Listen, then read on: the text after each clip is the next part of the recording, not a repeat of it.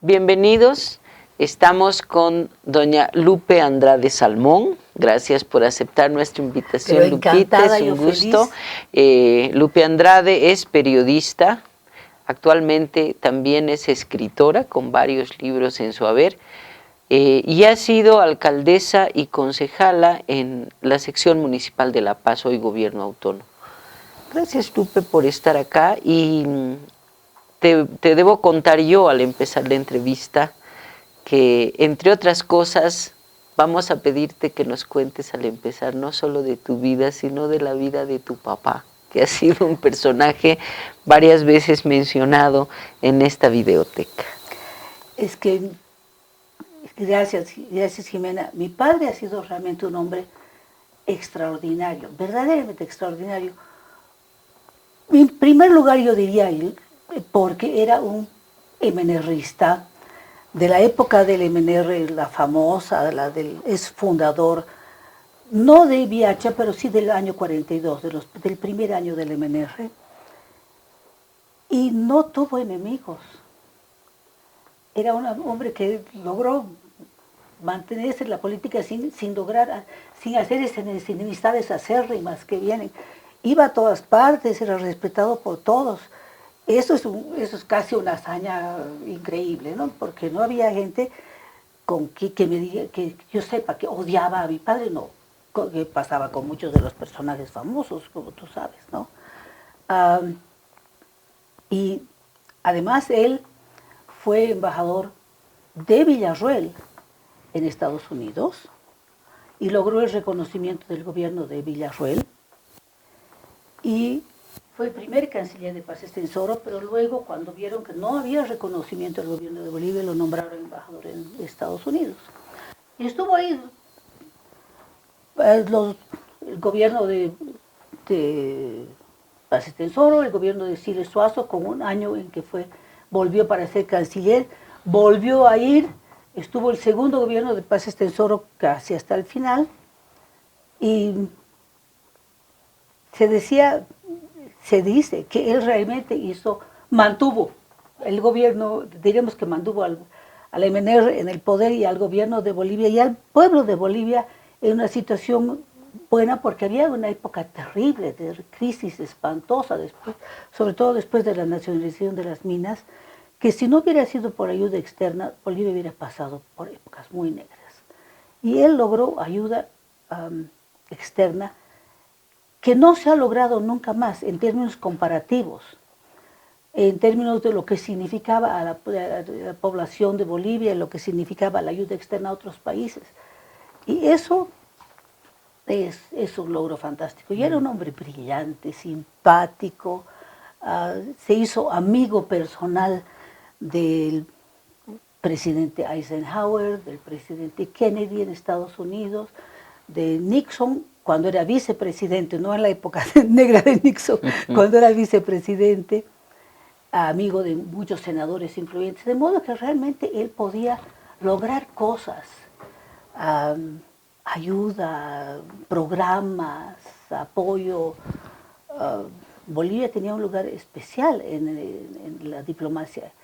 Tan así que cuando mi hija estuvo en la Universidad de Estados Unidos, ella estaba estudiando historia latinoamericana y un día toda una clase fue dedicada a mi padre. Y ella se acercó al profesor y dijo, ese es mi abuelo. Y el profesor le dijo, ¿cómo no me ha dicho? ¿Cómo no me ha dicho? Y entonces ella estaba preparando su tesis sobre otro tema y le dijo, no, usted tiene que usar a su abuelo como una fuente vital para su trabajo de tesis. Y entonces ella hizo ya su tesis sobre el tema de la guerra del Chaco, con los testimonios de mi padre, que además estuvo los 3 años enteros en la guerra del Chaco, ¿no? Así que fue un hombre extraordinario. Y eso me dio a mí una niñez y una juventud también extraordinaria, porque pasamos por las altas y bajas, es decir, de estar en diríamos así, al alcance de la Casa Blanca cuando yo era muy pequeñita, luego 6 años de exilios, de ir medio como gitanos. Yo he vivido en Chile, en Perú, en Ecuador, ah, porque era donde se podía estar, ah, a volver a estar en una situación extraordinaria, pero con la sabiduría de mi padre que decía, esto no es permanente, esto no es así. Bolivia decía, es el país tortilla. Se da la vuelta el sartén y los que están arriba están abajo, y después los que estaban abajo van a volver a estar arriba. Y uno tiene que saber que ni los aplausos ni los insultos son de verdad. Uno tiene que saber quién uno es. Y eso fue algo extraordinario, realmente. Así que sí, vale la pena mencionar a mi padre porque es un hombre que ha influido mucho en mi vida, pero además en la vida de mis hijos. Mis hijos lo consideran así como un ejemplo de rectitud. Era un hombre más recto, absolutamente así de una línea, pero así como de regla en su vida. Ninguna cosa que no fuera absolutamente lo ético y lo correcto pasaba. Entonces, ha sido un modelo y para muchos amigos de mis hijos también. Era una enciclopedia de la historia. Entonces, alguna vez le preguntábamos, así en la mesa del almuerzo, ¿y quién era el ministro de Finanzas de Melgarejo? Y sabía y podía decirte las conexiones familiares y las corrientes de la historia boliviana y por qué había habido una enemistad entre este político y el otro, porque en realidad la hermana y así, esas conexiones que son la sangre viviente del país. Entonces, es un personaje memorable. No son muchas, en realidad son bastante pocas las mujeres que han hecho la carrera de periodismo en esa época.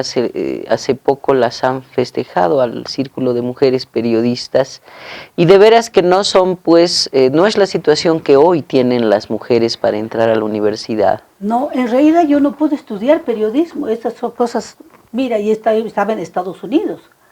Yo quería estudiar periodismo y vivíamos en Washington y la universidad que tenía la carrera de periodismo era Georgetown y no aceptaba mujeres.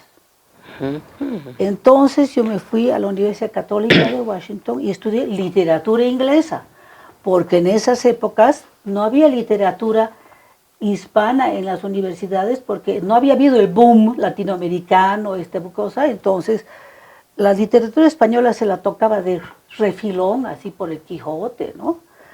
Y así que en realidad yo mi título universitario, mi experiencia, donde yo soy la verdadera, digamos, mi profesión es literatura inglesa. Y he utilizado eso, sí, he enseñado en la universidad 12 años, he enseñado literatura inglesa en la UMSA, aquí.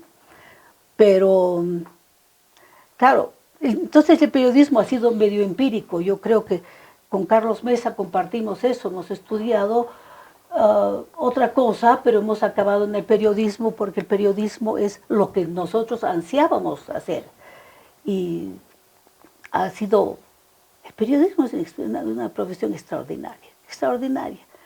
Y yo creo que debe ser de las cosas más hermosas que uno puede hacer, el acercar a la gente a la realidad. Y también el, a veces, lograr que los gobernantes vean un poco de la realidad. Eso es bien raro porque la mayor parte de las veces se llegan a cegar, pero a veces uno puede influir. Has tenido grandes aportes desde el periodismo para la comunicación. Cuéntanos un poco de eso. Ay, no sé si son grandes aportes, pero son interesantes. Primero que he trabajado en la televisión desde que el Canal 7 estaba en el Alto, en el estudio más frío. Era un galpón en realidad, así con techo de fierro y un frío espantoso. Y usábamos reflectores de camión para iluminar el estudio. Estoy hablando de unas condiciones realmente precarias, pero se hacía periodismo interesante. Y habían figuras extraordinarias ahí, personas que ya no están, pero algunas sí están. Por ejemplo, con Alfredo Laplaca hicimos un programa largo que era sobre cultura y literatura. Y como la gente no tenía mucho más que ver, nos veían, nosotros también, ¿no? Era realmente interesante. Luego he sido directora de lo que es ahora ATV, que cuando era Canal 9 se llamaba Ilimani de Comunicaciones, y tenía yo un programa ahí que era comentarios sobre la noticia. He sido directora de lo que era Canal 6, que después desapareció, donde yo he hecho un programa durante un año. He ido a un lugar diferente de La Paz, con cámaras. Y hemos visto lugares hermosos, digamos así como el Templo de San Francisco, pero lugares espantosos como la bóveda del Choqueyapu, lugares fascinantes como la bóveda del Banco Central, donde decían que no había el oro, pero estaba el oro ahí. Y no sé, no me preguntes cómo logré entrar a todos esos lugares. Hemos entrado con la cámara al despacho del presidente, no estando el presidente ahí, pero a su despacho para que la gente pueda ver cómo era el despacho del presidente. Hemos ido en esa época La Paz era La Paz y el Alto, entonces hemos ido a la Ceja del Alto, donde está el Cristo, donde están los brujos, a que me lean mi suerte. Y era interesante porque los brujos me preguntaban, ¿y usted quiere casarse? Y yo decía, no. Entonces ya no tenían mucho discurso más porque las mujeres creían que la consulta era por amores. Hemos ido al botadero de basura, a los colegios. En realidad fue fascinante experiencia de la televisión, una televisión muy inmediata y no era política, era de vivencias. Ir a los mercados, a los Justus, a la Max Paredes, hablar con las vendedoras. Muy bella experiencia y hasta ahora la gente se acuerda. Yo cuando a veces voy, siempre camino por los diferentes barrios de La Paz, me reconocen, se acuerdan. También prensa, Lu. Por supuesto, por supuesto. He sido directora de Última Hora, que era un hermoso diario, realmente fantástico en la época de Mario Mercado, Vaca Guzmán. He fundado 2 periódicos que después murieron, no durante mi estadía ahí, que eran unos experimentos hermosísimos. Mario Mercado era un hombre visionario realmente.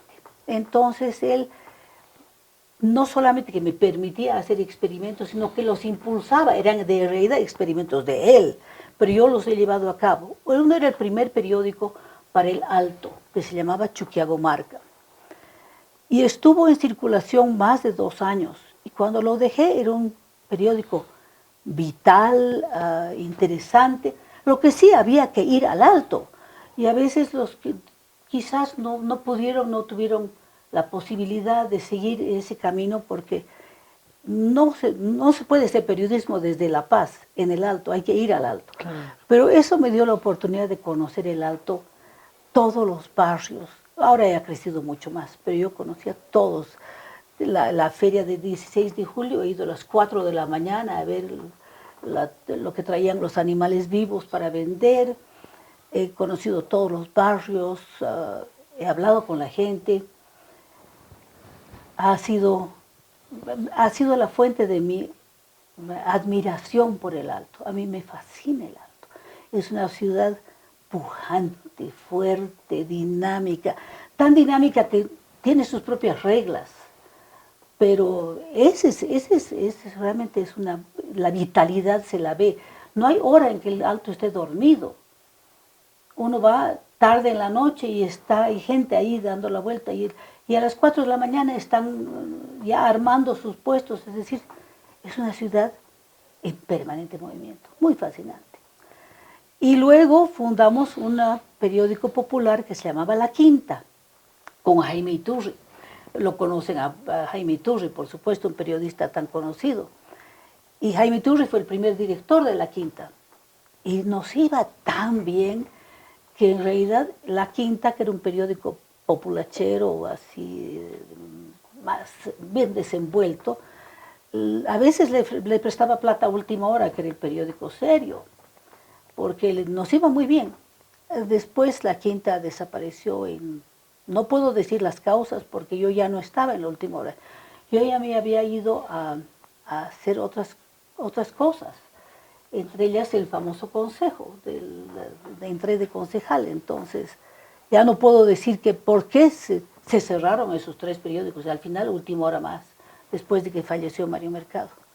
Pero sí, ha sido hermoso. Y he tenido una columna durante 20 años que se llamaba El Batán, 3 veces por semana. Pues pónganle ustedes pluma a eso. Y era una columna donde todo valía, era piedra libre, podía estar la columna dedicada al contenido de mi cartera como a la política del día. Y era muy leída. Hay todavía gente también que me reclama y me dice, ¿por qué no escribes El Batán? Ya no son las mismas épocas, ¿no? Ahora los columnistas con suerte les dan cada 15 días, o a veces el domingo cuando son... Yo tenía 3 veces por semana una columna que llenar, pero se creaba una amistad con el lector, porque a uno le iban siguiendo, le daban ideas. Muy hermosa experiencia, hermosa experiencia. Luego viene el tránsito por la función pública. Sí, lo que sucede ahí es que, ante todo, por sobre todas las cosas, yo creo que soy paseña. De familia paseña, de mi familia por 3 lados, de los abuelos, y en realidad más, por todos los lados casi, es paseña desde el siglo XVIII. Así yo tengo lazos por Vallivian con las épocas así del siglo XVIII, por el lado de mi tatarabuelo estuvo entre los confederados con Murillo, solo que no fue ajusticiado porque tenía 16 años. Entonces fue condenado a trabajos forzados. Pero está su nombre ahí en las actas, en los juicios. Ese es por Andrade. ¿Cómo es su nombre? Bernabé Andrade. Bernabé. Eran 2 hermanos, Bartolomé y Bernabé Andrade. Y por el lado Salmón, Eloy Salmón, compositor del himno paceño, no es un antepasado directo, es hermano de un tatarabuelo, porque Eloy Salmón en sí no tuvo descendencia. Pero, por ejemplo, mi hija Coti, que es abogada, tiene, porque le he regalado yo, los títulos de abogado de Eloy Salmón, escritos a mano, que son de esas herencias de familia que uno tiene. Entonces, por Vallivian, ahí estamos hablando de Adolfo Vallivian, mi antecesor directo, el presidente, por el lado Salmón, del de hoy Salmón, por el lado de Andrade, hasta Murillo y más atrás, porque por supuesto que los confederados no eran advenedizos, eran ya criollos bien asentados, ¿no es verdad? De modo que tengo una bisabuela francesa, pero por lo demás somos realmente paseños. Yo he nacido, mi hermano y yo hemos nacido en la Plaza Murillo. Yo sé que nadie nace en la Plaza Murillo, pero nosotros sí. En ese edificio que queda frente a la Cancillería, que era la Caja de Seguro, mi padre fundó la Caja de Seguro. Él fundó el primer servicio de seguro social de Bolivia. Entre los logros de mi padre, así está ese. Él es el fundador del primer seguro social boliviano. Y el departamento del último piso era para el gerente fundador, ahí como pasaba con muchas instituciones, y ahí nacimos mi hermano y yo. De modo que más paseña no puede ser. Entonces, cuando el que había sido alcalde, Ronald McLean, me habló sobre la posibilidad de ser concejal, me entusiasmó con la idea de hacer algo por la paz. No me interesaba mucho la política, yo había visto la política de los lados buenos y del lado oscuro, porque la política, el MDR de la época de mi padre eran verdaderos idealistas. Yo le puedo decir, casi todos esos fundadores, esos hombres, han sido hombres correctos, no eran corruptos. Muchos de ellos han muerto en pobreza, porque no lucraron. Yo me acuerdo de mi niñez y de mi juventud, las discusiones eran sobre idealismo, ideología verdadera, como realmente darle poder al campesino para que se integre a la vida del país, darle el voto, no era una maniobra política para quedarse en el poder, era una verdadera fe en que el hombre del campo tenía que ser un ciudadano de verdad. Y lo mismo con las cosas como la reforma agraria, que era importante, no porque era una maniobra política o por economía, sino porque realmente esas tierras que habían sido arrebatadas a sus dueños originarios cientos de años antes deberían retornar al campo y a las manos de quienes legítimamente las merecían. Entonces, yo había crecido con eso y había visto con cierta pena cómo se fue desvirtuando. El MNR de los años 80 ya no era el MNR de los años 40 y 50, no era, no. Pero me quedó la cosa de, entonces, por ese lado no, pero me quedó la idea de que uno puede servir, así como mi padre había servido tanto a su país. Me interesó la idea de servir a mi ciudad, pero era un mundo diferente, era un mundo diferente. Ahí la política estaba muy complicada. Yo creo que uno de los problemas que ha habido con el municipio y con la política es que se empezó a trabajar en una política de minoría, no de mayoría. Los presidentes en democracia han ido crecientemente hasta el caso de Evo Morales, que es realmente un presidente que ha tenido una mayoría absoluta, trabajando con estas votaciones menores, donde un presidente que entra con 23% tiene pues 77% de la población que no lo apoya. Y el creer que uno realmente puede manejar eso es una ficción, lo hemos visto que no se ha podido. Ha ido en un ámbito más complicado, de tener que hacer transacciones, de ceder espacios de poder, de negociaciones que no siempre han sido las más limpias, ¿no? Las necesidades del poder. Entonces, entrar al consejo para mí, con un hombre como Ronald McLean, y que yo recordaba, yo había sido muy amigo de Mario Mercado, con quien yo había trabajado tantos años, me pareció esperanzador, pero no fue así, fue una experiencia dramática. A Ronald McLean lo censuraron al año de estar en el municipio. Entró como alcaldesa el concejal por el MNR Gaby Candia en una sesión que nunca voy a olvidar, porque para elegir a Gaby Candia se tomó preso a un concejal para que entre su suplente. Se impidió que otra concejal, Gloria Aguilar en este caso, pueda acceder a la sala. Se la trancó, se la aprisionó en las gradas para que su suplente pueda entrar y votar. Estaban las barras duras, tiraban piedras, tiraban basura, gritaban, amenazaban. Y se eligió a Gaby Candia en un escenario trágico. Y ella tampoco duró más de un año. Entonces ahí empezó una cosa descendiente para el municipio. No diré si empezó, pero fue trágico para el municipio. Y no había ya control y seguían haciendo las maniobras. Y cuando entró el alcalde Monroy Chazarreta, cuyo padre había sido un digno MNRista, dicho sea de paso, un hombre de gran trayectoria, y que vivió y murió en un departamentito mínimo en el pasaje Jauregui, también así de esos hombres que uno dice ha tenido acceso al poder durante tantos años y nunca lucró. Pero en este caso ya no había control, era una situación caótica. Y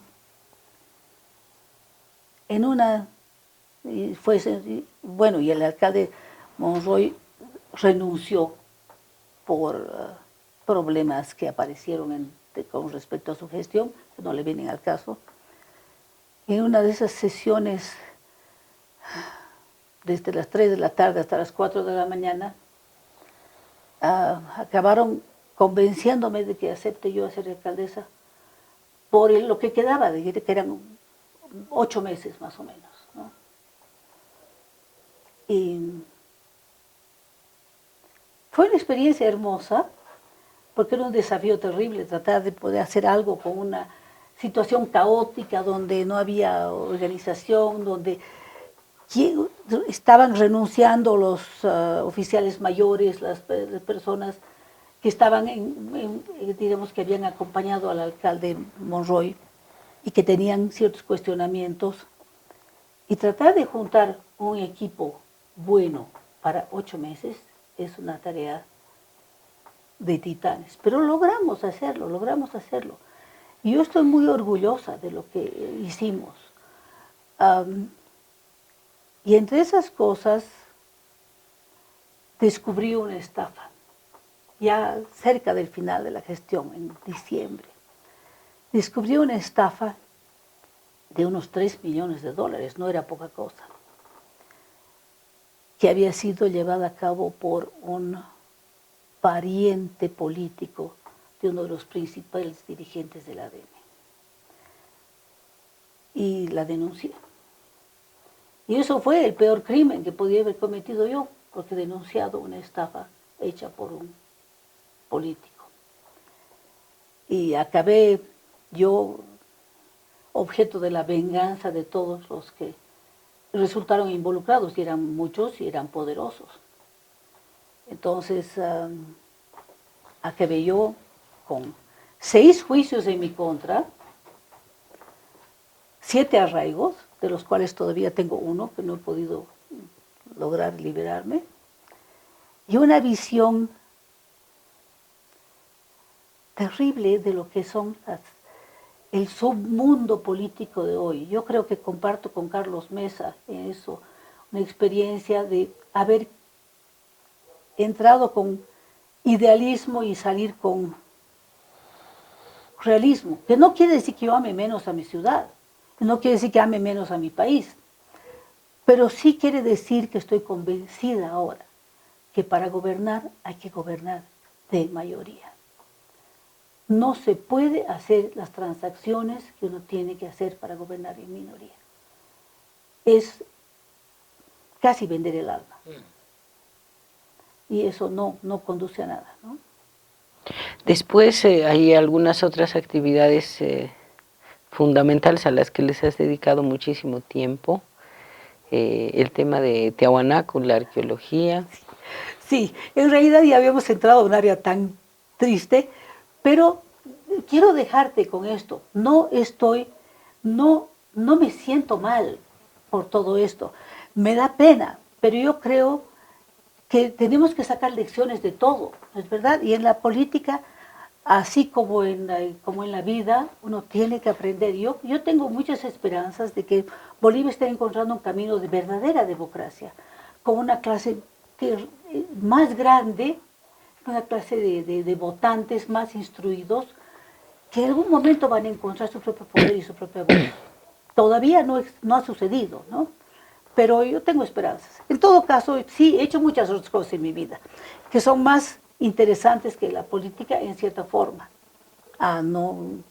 Quizás no tan importantes, pero por ejemplo, he trabajado 14 años con un grupo de arqueólogos multidisciplinarios, realmente fascinante, 14 años en toda la zona de Tiahuanaco, de influencia de Tiahuanaco, de Bolivia, ¿no? Porque la zona de influencia de Tiahuanaco llega al norte de Chile, al norte de la Argentina, Perú, pero sí hemos trabajado con peruanos, con argentinos, con arqueólogos de todos los países, tratando de ver la realidad, de diagnosticar la realidad de lo que ha sido el Tiahuanaco, un imperio, dicen algunos, estado, dicen otros, pero realmente que dominó en épocas que debemos recordar no tenían comunicaciones fáciles. ha habido influencia de Tiahuanaco hasta Colombia. Entonces es tan importante esto, lo que fue Tiahuanaco, que valía la pena dedicarle el tiempo. Por ejemplo, Tiahuanaco tenía una cosa que quizás la gente no sepa. Tiahuanaco tenía un bienestar generalizado. Tenía un sistema económico tan bien diseñado por estos sucacollos, por esta economía. Evidentemente era una economía, diremos, verticalista, bien dirigida, pero los trabajos eran tan extraordinarios, la comunidad se ponía tan disciplinadamente a trabajo, que nosotros hemos excavado lugares domésticos, estamos hablando de casitas en medio del campo, y todas estas casitas tenían cerámica pintada, sus ollas bonitas, sus cuentitas de nácar, de madreperla, unos restitos de adornos. Yo me acuerdo haber estado en la excavación, porque yo no soy arqueóloga, pero sí en tantos años de apoyar al grupo ya me sentía yo parte del grupo. Pero he estado ahí, la tumba de un niño, en las afueras de Tiahuanaco, diremos así, una tumba de un lugar doméstico, donde estaban sus juguetitos, y tenía un vasito de este tamaño, pintado precioso. Y ahí uno veía que le habían puesto sus juguetitos y las cosas, es decir, no era esta cosa que son del Inca o el reinante, era todo y los demás eran unos esclavos sin nada. Era una economía y una cultura extraordinaria. Entonces, yo creo que eso, por ejemplo, nosotros no hemos sabido comunicar al mundo la importancia de Tiahuanaco. Porque el reino y el régimen incaico, tan famoso, todo el mundo sabe quiénes son los incas, y nosotros le decimos camino del Inca, caminos que son tiahuanacotas.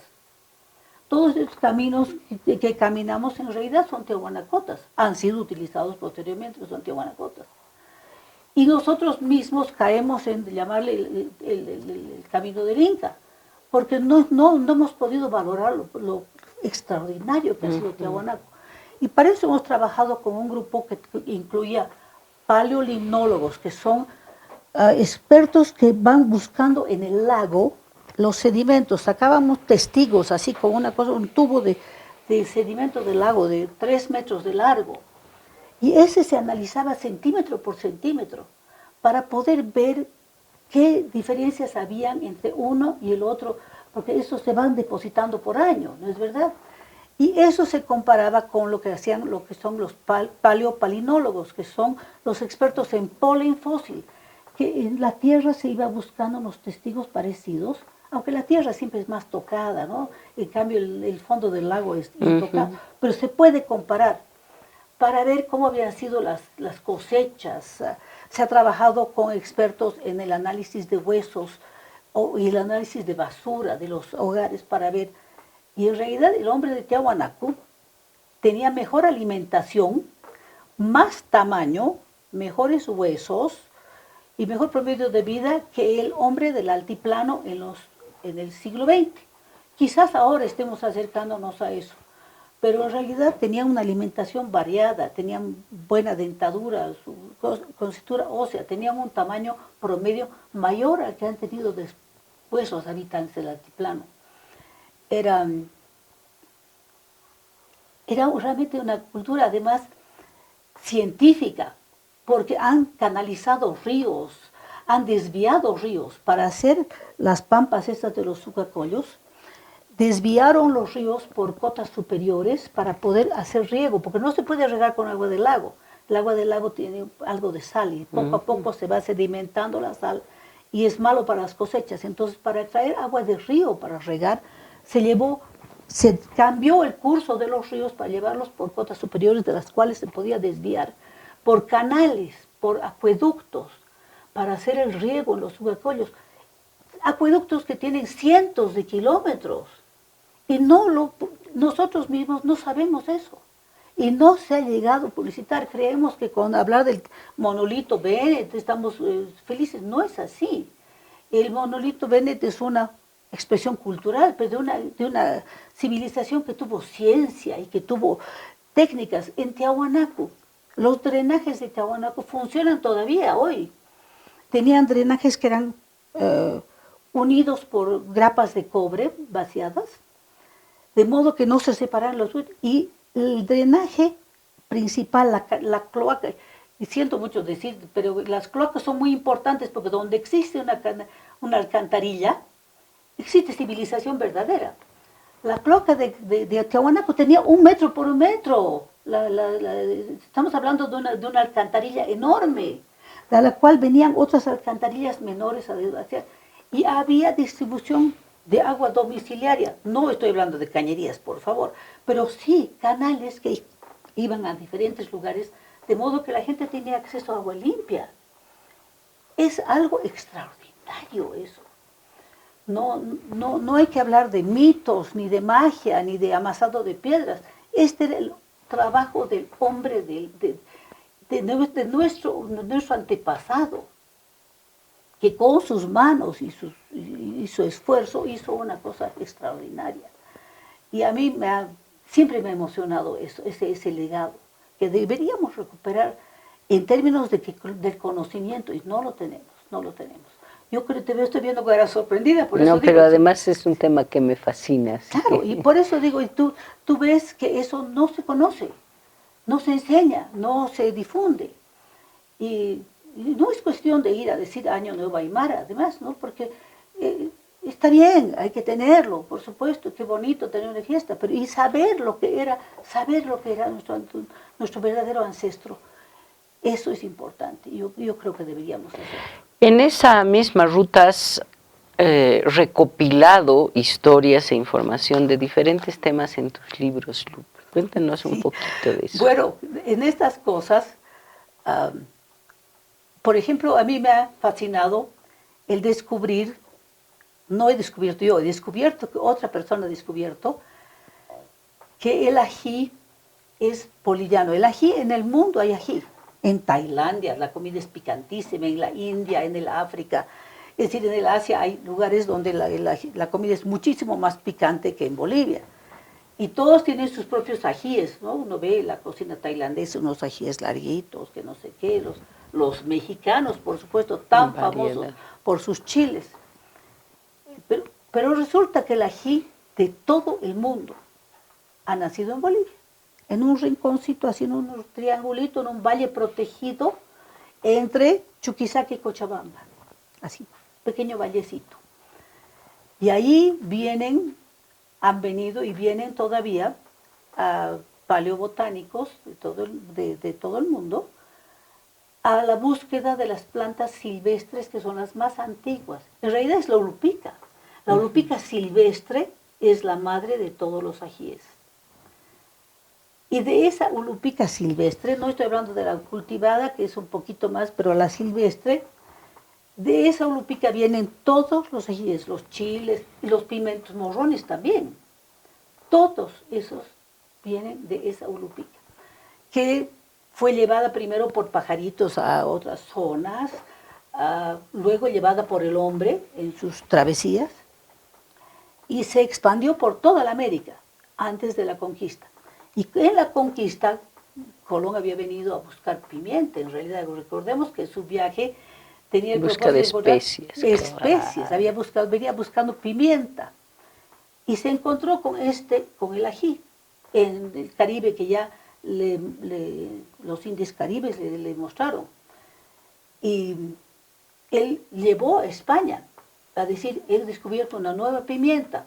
Y por eso, en inglés, hay una confusión porque se llama pepper a la pimienta negra y pepper al ají también, ¿no?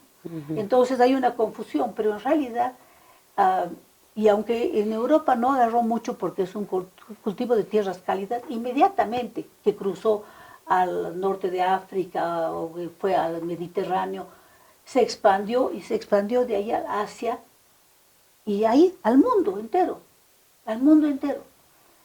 Y es nuestro ají, y nuestro ají es tan nuestro que no le damos nombre, porque En otras partes, fíjese, el ancho, el poblano, el jalapeño. Nosotros tenemos ají colorado, ají amarillo y ají verde por color. Cuando tenemos ajíes que son diferentes, por ejemplo, hay en lugares en Chuquisaca, el de Huacareta, por ejemplo, es un ají extraordinario, de un aroma mucho más intenso. Pero aquí, el ají, pero somos tan ajiceros que nosotros no le ponemos el ají a la comida, nosotros le ponemos la comida al ají. Ají de vainitas, ají de paltas, ají de papas, ají de huevos, ají de lengua, el ají primero, y a lo que hay el ají, que es el ahogado con el ají, le ponemos lo que esté a la mano, ¿no es verdad? O sea, el ají de lo que sea. Entonces, es extraordinario, pero también en eso los bolivianos no hemos podido vender nuestro charque, no hemos podido vender nuestro ají. Hemos hecho un libro que realmente ha sido una aventura porque me he enterado que el ají sirve hasta para el cáncer, lo están utilizando, que es un gran anestésico. Parece mentira, ¿no? Pero es un gran anestésico. Se usa en casos, hay productos dentales que son especiales para personas que tienen alergia a los otros anestesias y se usa. Y es de las pocas cosas que calma el dolor del herpes zóster, que es una enfermedad tan terrible, un dolor tan terrible. Es utilizado para mejorar el cabello. Hay productos capilares que usan el ají, famosos además, ¿no?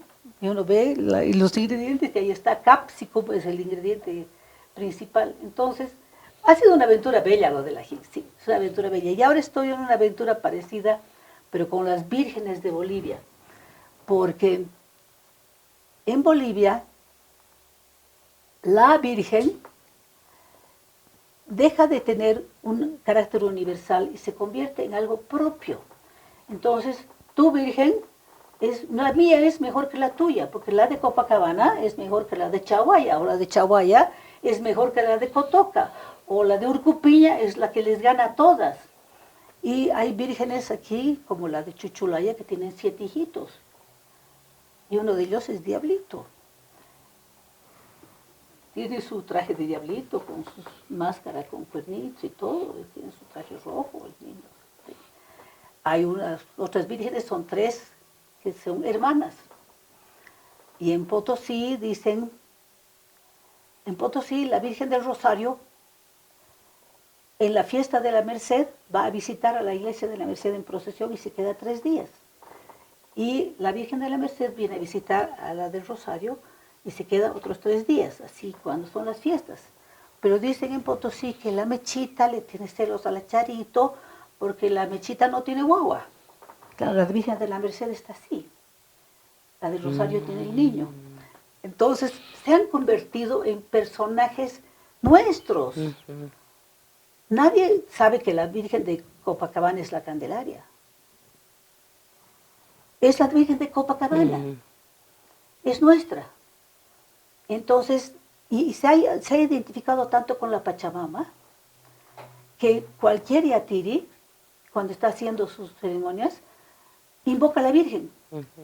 Y además las menciona, así, la de Mercedes, la de Rosario, les rezan a todas las vírgenes y a la Pachamama. La hemos bolivianizado a la Virgen. Y eso es un fenómeno fascinante. Así que de esas cosas, ahí está mi vida. Entre otras cosas, muchas, pero esta ha sido mi vida, ¿sí? Gracias por compartirla con nosotros. Gracias a ti, Jimena.